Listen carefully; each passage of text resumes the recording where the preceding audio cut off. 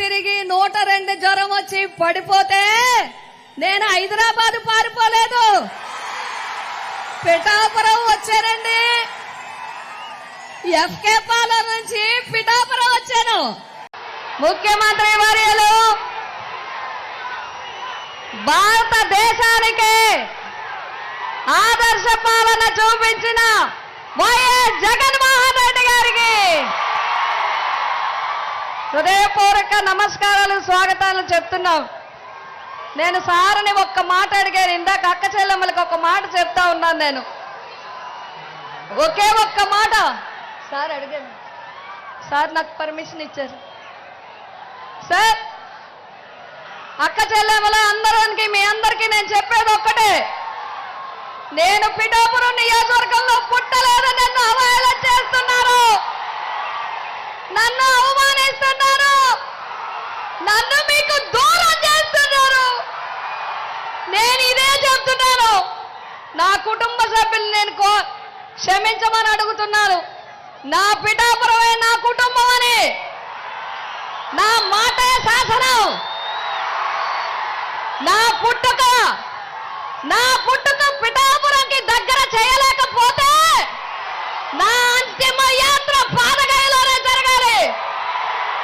నా ఆడపడుచులు అన్నదమ్ములు నాకు పసుపు కుంకుమ పెట్టి నన్ను పంపించాలి.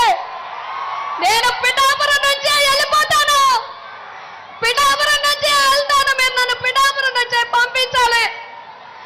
నన్ను అవమానిస్తున్నారు, నన్ను దూరం చేస్తున్నారు, నన్ను దూరం చేయాలని చూస్తున్నారు. నేను వెళ్ళను, ఇక్కడి నుంచే వెళ్తా. ఇప్పటి నుంచే ఇంకా పిఠాపురం వదిలిపెట్టను. మిమ్మల్ని చెంగు చాచి అడుగుతున్నా, ఈ ఒక్క అవకాశం నాకు ఇవ్వండి. నా బిడ్డ సాక్షిగా నియోజకవర్గాన్ని అభివృద్ధి చేసి చూపిస్తాను.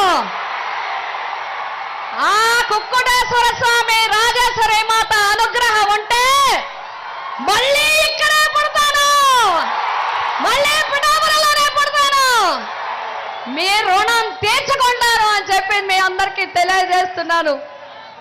నాకు ఈ అవకాశం ఇచ్చినందుకు జగన్మోహన్ రెడ్డి గారికి నా ధన్యవాదాలు తెలియజేసుకుంటున్నాను.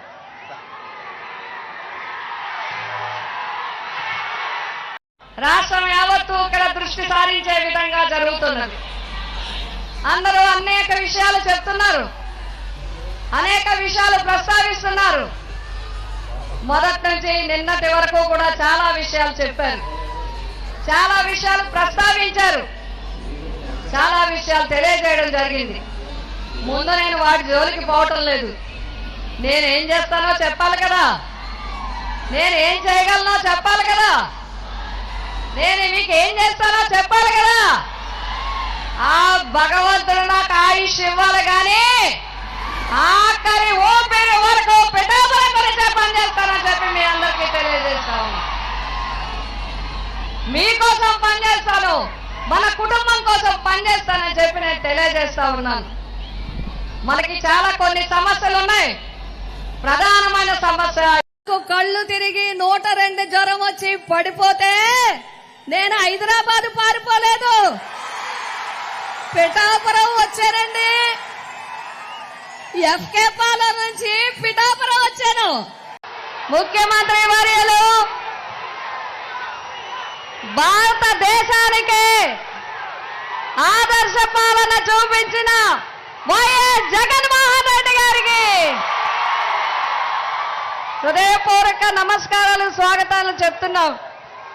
నేను సార్ని ఒక్క మాట అడిగాను, ఇందాక అక్క చెల్లెమ్మలకి ఒక మాట చెప్తా ఉన్నాను. నేను ఒకే ఒక్క మాట సార్ అడిగాను.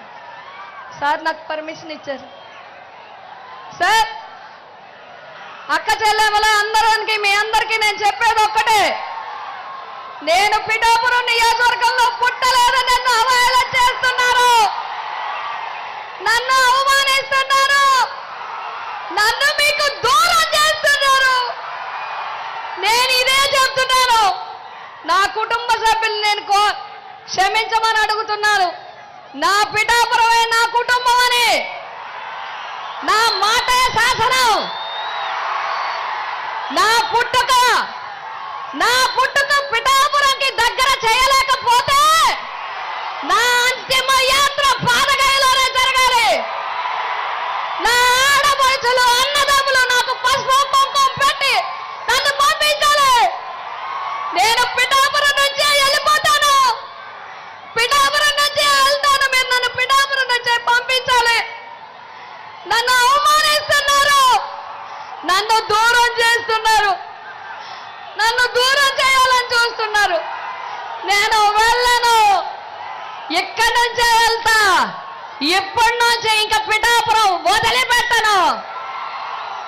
మిమ్మల్ని చెంగు చాచి అడుగుతున్నా, ఈ ఒక్క అవకాశం నాకు ఇవ్వండి.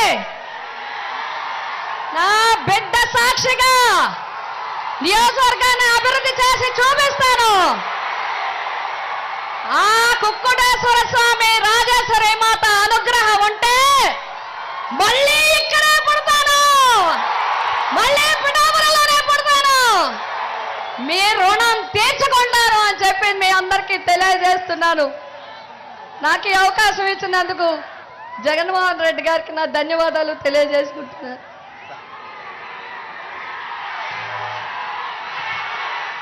కళ్ళు తిరిగి 102 జ్వరం వచ్చి పడిపోతే నేను హైదరాబాద్ పారిపోలేదు, పిఠాపురం వచ్చానండి.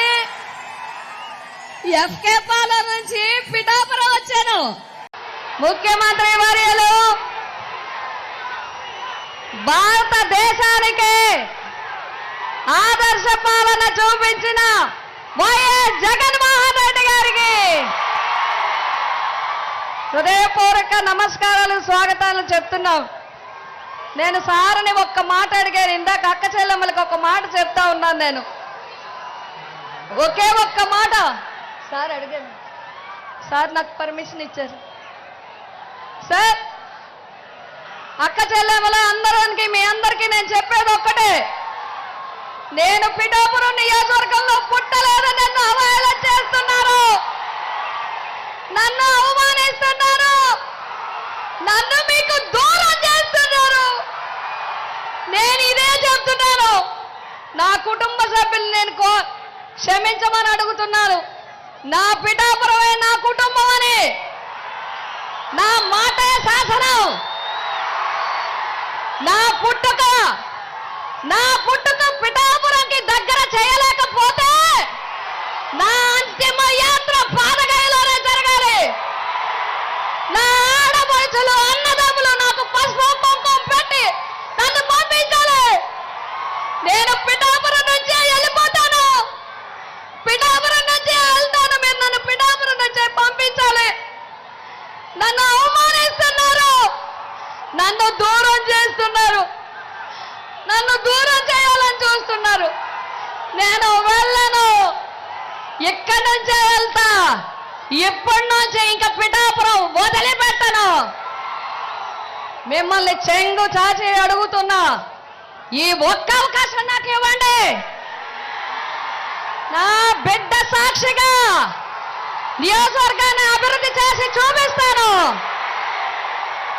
ఆ కుక్కుటేశ్వర స్వామి రాజేశ్వరి మాత అనుగ్రహం ఉంటే మళ్ళీ ఇక్కడే పుడతాను, మళ్ళీ పిఠాపురంలోనే పుడతాను. మీ రుణం తీర్చుకుంటారు అని చెప్పి మీ అందరికీ తెలియజేస్తున్నాను. నాకు ఈ అవకాశం ఇచ్చినందుకు జగన్మోహన్ రెడ్డి గారికి నా ధన్యవాదాలు తెలియజేసుకుంటున్నాను.